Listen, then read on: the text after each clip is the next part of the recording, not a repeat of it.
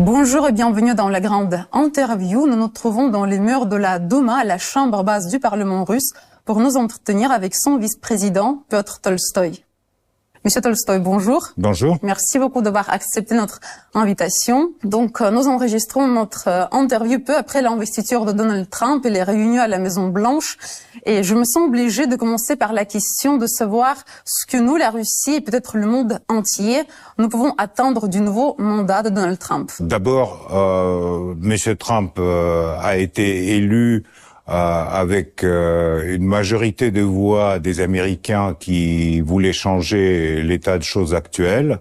Et il a déjà signé quelques documents plutôt encourageants, notamment sur le deux sexes, masculin et féminin, qui reconnaît maintenant officiellement les États-Unis. Il a donné beaucoup de promesses. On verra bien si ça va être réalisé.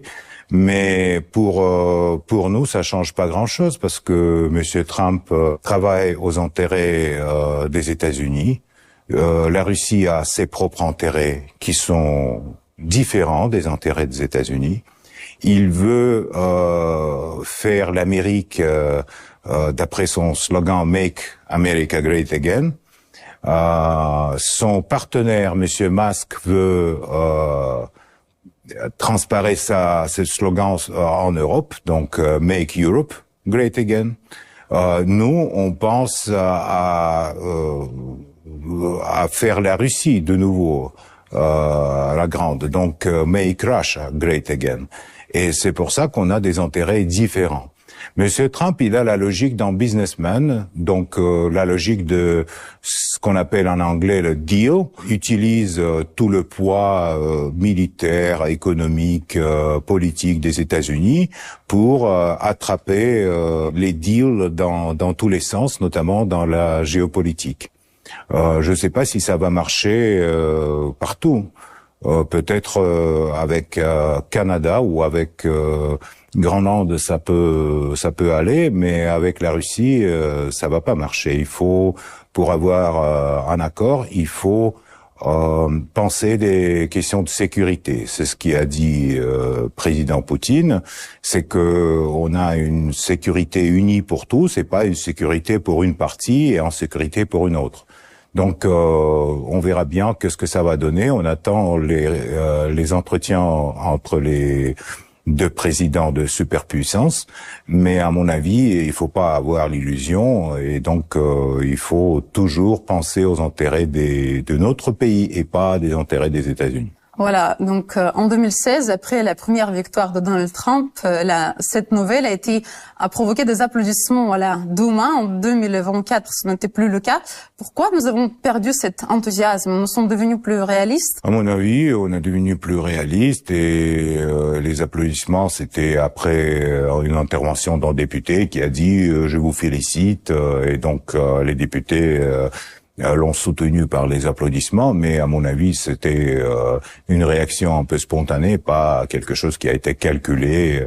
On n'a pas d'illusion sur la politique des États-Unis, sur les intérêts des élites des États-Unis et sur la future politique de Trump. Mais on peut trouver, d'abord on peut renouveler le dialogue, parce que quand même l'absence de dialogue entre les deux superpuissances mondiales, c'est quelque chose qui fragilise le monde. Et donc on peut renouveler le dialogue, et dans ce dialogue on peut trouver des compromis, mais pas avec les méthodes de pression qui souvent utilisent Monsieur Trump dans les négociations avec des autres pays. Trump et l'Ukraine. Donc, lors de sa campagne présidentielle, il a beaucoup parlé que je vais régler le conflit ukrainien en 24 heures. Ça fait déjà 24 heures presque qu'il est à la Maison-Blanche. C'était juste un slogan ou il est vraiment capable de mettre fin à ce conflit, d'après vous? Vous savez, les politiciens américains, et souvent ils simplifient les choses pour ses électeurs. Donc, lors de la campagne électorale, il a dit oui, je vais régler le conflit en Ukraine à une journée. Hier, quand il a signé ses premiers décrets, les journalistes l'ont demandé, est-ce que Vous êtes prêt à régler? Il a dit, il me reste encore demi-journée, donc peut-être ça prendra des mois, peut-être ça prendra des années, on ne sait pas. Pour nous, ce qui est important dans cette situation, c'est que les buts de l'opération spéciale militaire sont atteints. C'est pas que la Russie veut manger un morceau de la territoire ukrainienne. On veut pas avoir l'Ukraine pro-nazie et on veut pas avoir l'Ukraine militarisée avec les bases de l'OTAN sur son territoire. Donc, si ces choses-là, on peut régler, on peut discuter, à mon avis, c'est possible de petit à petit trouver un compromis. Joe Biden, il a passé à la Maison-Blanche 4 ans en parlant de son bilan. C'était une défaite ou il y avait quand même des moments positifs? Qu'est-ce qu'on peut dire? C'est aux Américains d'apprécier Joe Biden. Moi, je trouve que quand même c'est un politicien avec beaucoup d'expérience, mais son état de santé, ses décisions ont été souvent travaillées par ses adjoints. Et à mon avis, dans n'importe quelle structure, c'est dangereux quand le dirigeant prend des décisions qui ont été travaillées par ses adjoints, sans trop réfléchir là-dessus. Donc le rôle de Sullivan, de Blinken, des autres est encore à étudier par les historiens dans tous ces conflits dans lesquels les États-Unis ont participé. Et dans leur défaite en Afghanistan, ce qui était un des bilans de activité de Biden sur la scène internationale, et dans le soutien de l'Ukraine dans la guerre de l'OTAN contre la Russie, et d'autres choses, et surtout sur le processus qui en fait a touché beaucoup les pays européens, quand ils ont de facto ont reconnu la perte de leur autorité, de leur souveraineté, et sont pliés sous les décisions de l'administration américaine. On verra bien si ça sera le cas avec Trump. Mais pour la Russie, Joe Biden était le pire président si on parle des relations entre nos deux pays. Oui, peut-être les relations entre les deux pays ont dégradé le plus sous la présidence de Monsieur Biden. Je sais pas comment ça va aller avec Monsieur Trump. J'espère que c'était une période le plus difficile. Mais au moins, il veut un dialogue avec Poutine, donc c'est déjà bien. Oui, c'est déjà bien. Ça dépend du façon de dialoguer, parce que d'après ce que je sais, notre président n'a aucune habitude d'avoir la pression telle que Trump toujours montre au public. Donc peut-être ça serait pas le cas. Les leaders, ils ont leur propre façon de communiquer, et à mon avis le dialogue c'est bien. De toutes les façons, avoir un dialogue direct entre les leaders des pays c'est bien. Et pour les États-Unis et pour la Russie. C'est mauvais pour l'Europe. Parce que l'Europe est allée tellement loin dans son soutien à l'Ukraine, et tellement loin dans sa russophobie, que maintenant pour revenir, il faudra, je sais pas, des années. Et tous les leaders européens qui ont déclaré toutes ces déclarations des derniers 3 ans, ils doivent maintenant les manger de nouveau. Et comment ils vont faire ça si la politique des États-Unis va changer, ça c'est intéressant à regarder. On verra bien. On verra bien. Cela fait presque 3 ans que la Russie est le pays le plus sanctionné au monde, donc après le début de l'opération militaire spéciale. Comment ces sanctions de l'Occident nous ont influencés? Et d'après vous, est-ce que Donald Trump va se prononcer pour leur abolition? Et n'oublions pas que le plus grand nombre de sanctions anti-russes a été imposé par Washington lors du premier mandat de Donald Trump. Vous savez, ce qui concerne les sanctions, on a aujourd'hui presque 17 000 sanctions différentes sur et personnelles et sur toutes les sphères de l'économie russe. Et donc, d'une part, ça apporte beaucoup de difficultés pour le pays. Ça apporte des difficultés pour les gens, pour la vie quotidienne. D'autre part, ça stimule de développer nos propres industries à l'intérieur de la Russie. Et ce processus, il a commencé au début de l'opération spéciale. Il continue et à mon avis, pour le futur de la Russie, être plus autonome, moins dépendant de l'Occident, ça serait bien plutôt. Donc il faut dire que n'importe quelle décision sur l'Ukraine doit prévoyer l'enlèvement de ces sanctions illégales contre notre pays. D'autre part, on sait que les sanctions votées au Congrès des États-Unis peuvent durer des décennies, comme ça a été avec le fameux loi de Jackson-Vane qui a duré 40 ans ou 50 ans.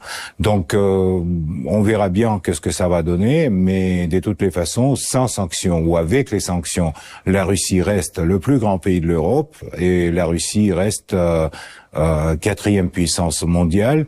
On peut pas intimider la Russie avec les sanctions économiques ou politiques. Ça c'est à mon avis clair, et ça c'est une des leçons que cette situation a donné aux leaders occidentaux. En parlant des leçons, l'opération militaire spéciale dure presque 3 ans. Comment notre politique extérieure a-t-elle changé et quelles leçons notre pays en a-t-il tiré de ces 3 ans? Vous savez, à mon avis, dès le début des années 2000, la politique extérieure russe a été orientée vers la coopération multilatérale qui pourrait être économiquement intéressant pour tous les partis, avec le respect à l'histoire et à spécialité de tel et tel pays. Donc on n'était pas concentré que sur l'Europe ou que sur les États-Unis.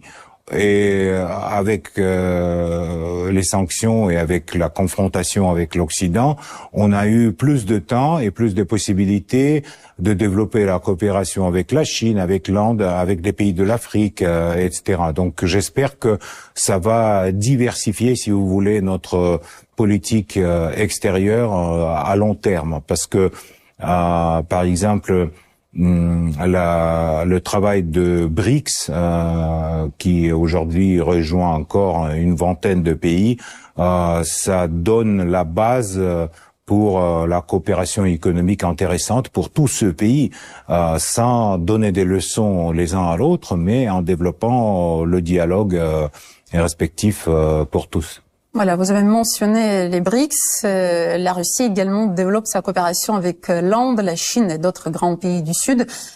Comment est-ce que ça peut influencer la politique mondiale, notre coopération? Vous savez, la politique mondiale, c'est difficile de dire parce que on voit que les marchés européens ont été beaucoup affaiblis par la rupture de la coopération avec la Russie. On voit la hausse de prix de l'énergie partout et la hausse de taux de chômage, etc. Donc les conséquences pour l'Europe de cette rupture sont assez sensibles et assez aujourd'hui évidentes.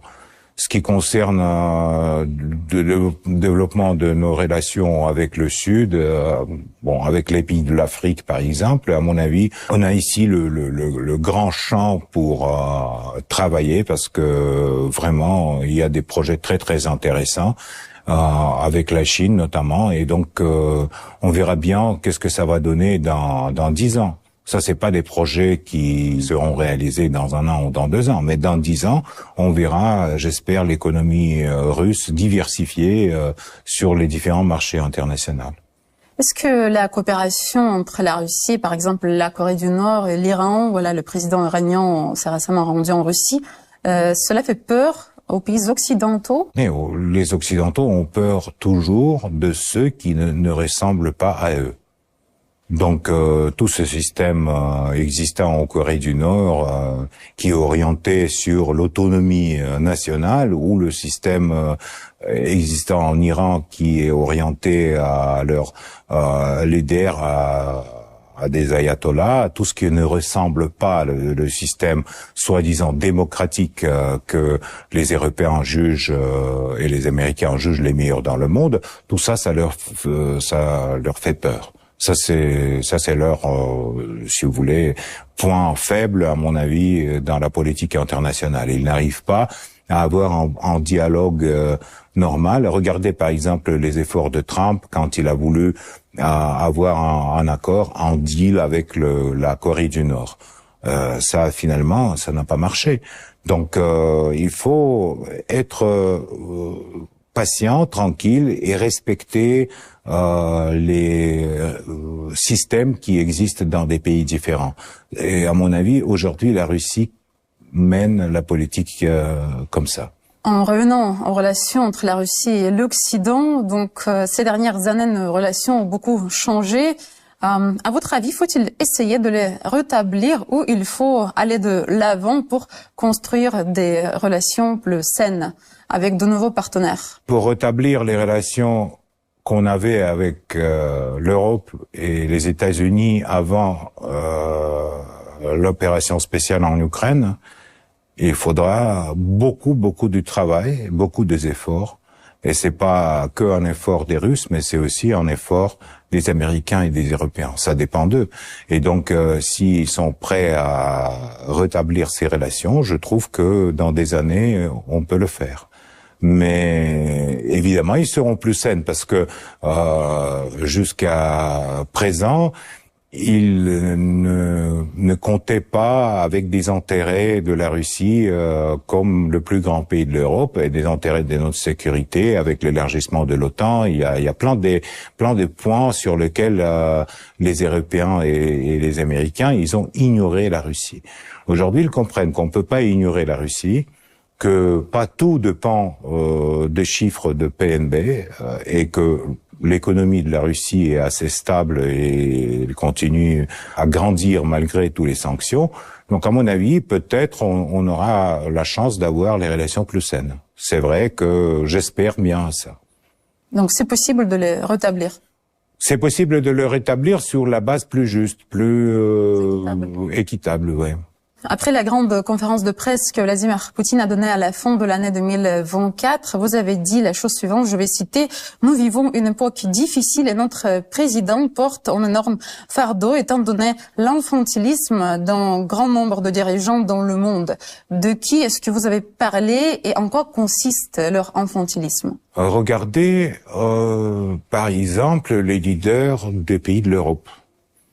À mon avis, c'est des gens qui ne représentent pas telle énergie, telle personnalité qu'on a vu dans l'histoire, même dans l'histoire du XXe siècle, quand on a vu De Gaulle, quand on a vu Churchill, quand on a vu d'autres leaders, Helmut Kohl, etc. Aujourd'hui, même la dimension de la personnalité. Et souvent, c'est des personnages avec la sexualité perturbée, donc un peu traumatisés par leur relation avec la société, qui dirigent les pays et qui sont en tête de gouvernement, qui travaillent comme des ministres, etc. C'est une autre génération. Et à mon avis, il n'y a pas beaucoup de personnages. Vraiment des gens avec lesquels on peut avoir un dialogue franc et avoir des accords plus ou moins durables. Par exemple, le président français Emmanuel Macron, on peut dire qu'il montre pendant ces années un certain infantilisme. Président Macron, il montre que un produit polittechnologique dans le choix entre les extrêmes droites et les socialistes un peu avec des habitudes intéressantes. Donc il montre que ce projet peut marcher. Il montre de temps en temps qu'il veut encore une fois prouver à des Français que la France reste un grand pays de l'Europe. Ce qui n'est pas le cas parce que la France n'a plus la possibilité de prendre ses propres décisions aux intérêts de leur peuple, du peuple français. La France prend des décisions aux intérêts de Bruxelles et de Washington. Donc, si on veut des relations entre la Russie et la France doit être, doit représenter une certaine, je sais pas, indépendance de identité nationale, voilà, de quelque chose comme ça. Malheureusement, le président Macron, il veut ça, mais il n'arrive pas. Voilà, c'est ça le problème. Récemment, Emmanuel Macron a déclaré que l'Afrique a oublié de dire merci à la France alors qu'il parlait de l'intervention militaire française en Afrique contre le terrorisme depuis 2013. Donc, d'après vous, ce genre de déclaration est-il approprié de la part du président d'un pays où pour la seule année 2024, il y a eu 3 gouvernements? Mais vous savez, dire merci, à mon avis, si on te dit merci, c'est bien. Mais quand tu demandes qu'on te dit merci, c'est pas très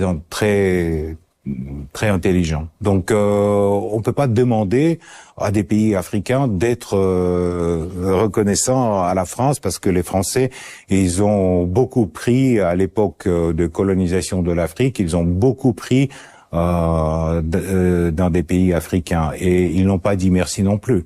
Voilà, donc on verra bien. On voit que Macron a totalement raté le dossier africain. Les troupes françaises ont quitté le nombre de pays africains et donc aujourd'hui ils sont orientés à des autres alliés. C'est pas la succès de Monsieur Macron, comme d'ailleurs les changements du gouvernement. Donc, une des orientations clés de la Russie dans la politique extérieure, c'est l'Afrique. L'Afrique, quant à elle, est également intéressée à la coopération avec la Russie. Peut-on dire que l'Afrique a préféré la Russie à l'Occident? Pour l'instant, non, mais je crois que ce qui est important, c'est que dans le dialogue avec des Africains, nous, jamais on se comporte pas comme des lecteurs ou comme quelqu'un qui donne des leçons à des pays africains. Tandis que les Européens, ils ont cette habitude depuis de l'époque de colonisation. Et donc, à chaque fois, quand ils commencent à répéter tous ces mantras sur la liberté de parole, sur les principes démocratiques, etc., on voit bien que tous ces principes ne marchent pas en Europe. Aujourd'hui, en Europe, il n'y a pas ni la liberté de parole, ni la priorité de l'état de droit, ni rien du tout. L'Europe change son politique d'après les États-Unis et des intérêts des Bruxelles, par exemple. Mais les pays de l'Europe ne sont plus partenaires pour le dialogue. C'est les Africains, ils le sentent très bien. Ça se voit. Donc c'est pour ça que on a plus de confiance. En plus, on a l'histoire de coopération avec l'Afrique. À l'époque de l'Union soviétique, les Russes ont beaucoup construit en Afrique et ils ont beaucoup fait pour certains pays africains. Ça s'oublie pas. Ça reste dans la mémoire des générations. Et à mon avis, c'est bien, c'est un atout pour le développement de la coopération, future coopération avec la Russie pour les pays africains. Vous êtes connu parmi le public français car vous participez assez souvent à des émissions politiques des médias mainstream et vos interviews attirent toujours beaucoup d'attention.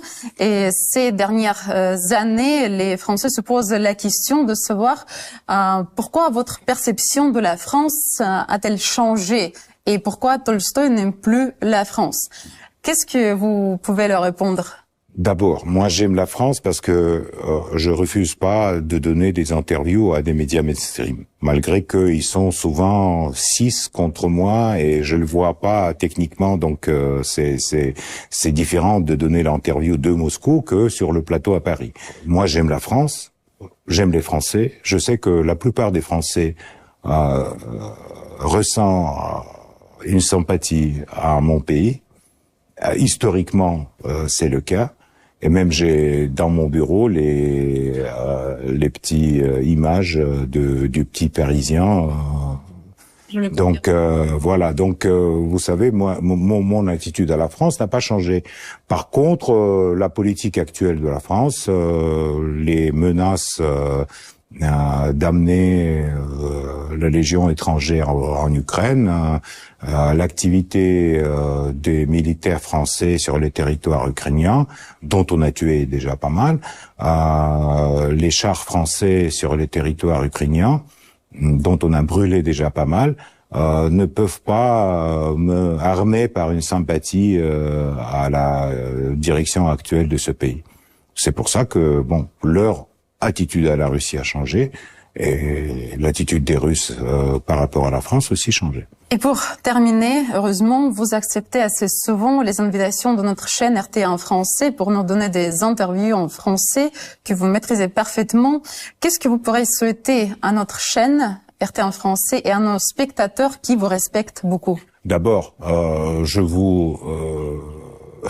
j'espère que votre audimat va grandir dans l'année qui vient, que plus des Français ont la possibilité d'avoir une alternative dans l'opinion sur les sujets géopolitiques.